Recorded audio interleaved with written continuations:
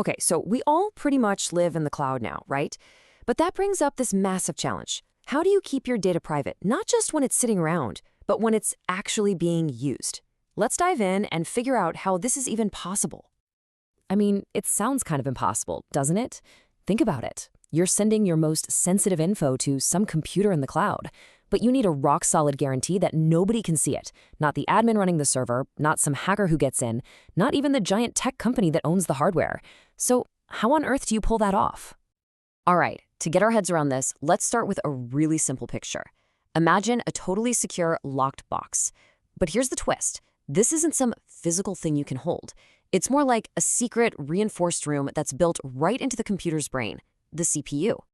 And this is where it gets really cool. The only thing in the entire world that holds the key to this box is your code, your specific authorized program. It's the only thing that can get in and see what's inside. Everything else is locked out, period. So, this digital black box we've been talking about, well, it has a proper name. It's called a Trusted Execution Environment, or a TE for short. Let's unpack what that actually is. At its heart, a TEE is basically a VIP section inside the computer's processor and memory.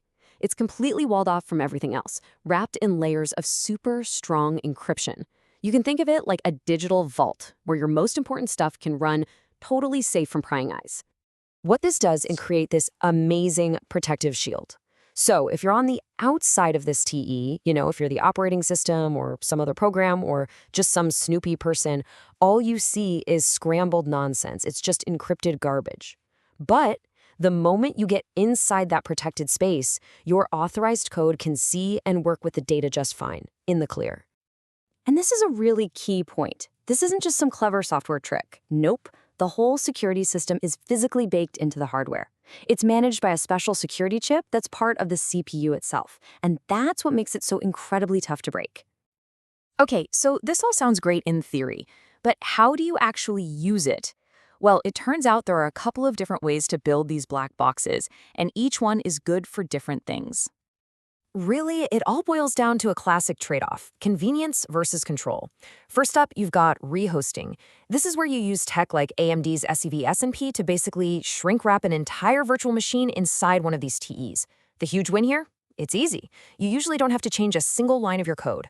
Then you have the enclave-based approach, which uses tech like Intel's SGX. Here, instead of protecting the whole machine, you get really surgical. You create a tiny, super secure bubble, an enclave, for just one specific piece of your app. Now, this takes more work, you have to write code specifically for it, but the payoff is that you get pinpoint control over your security.